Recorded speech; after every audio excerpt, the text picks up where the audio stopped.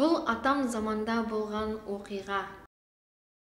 Өте ертеде болғаны сондай, қай жүзде және қашан орын алғанын ешкім есіне түсіре алмайды. Бір беделді және аты шыққан белгілі байдың Айсұлу мен Күнсұлу атты екі қызы болыпты. Олардың асқан көркемдігі сондай, екеуін де аспан шырақтарына салыстырады екен. Және осындай жағдайларда жиі кездесіп тұратын жәйттерше, апалы-сіңілі бойжеткендер екеуінің қайсысы әдемірек деген сұрақ төңірегінде ұдайы пікір таластырып қалады екен. Уақыт өткен сайын олардың арасындағы бәсекелестік те қарқындап қыза түсіпті.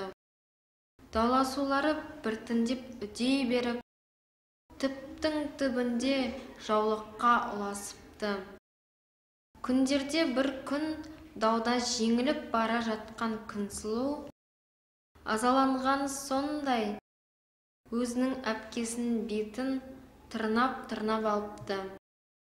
Сонда олардың бәсекелесулерін бақылаған пайғамбар шыдамы таусылып былай депті: жер бетінде өмір сүрушілердің әрқайсысы өзінше жақсы, өз көркімен тамаша, ал сендер оны түсінбедіңдер.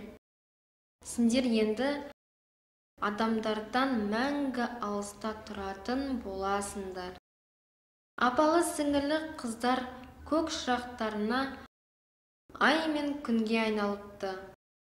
Сөйтіп ел аузында айтылғандай, өзінің бетіндегі жазылмайтын тыртықтарынан ұялғандықтан, Айсұлу аспан төрінде тек түнгі шақтарда, Күнсұлу жоқ кезде ғана пайда болады екен.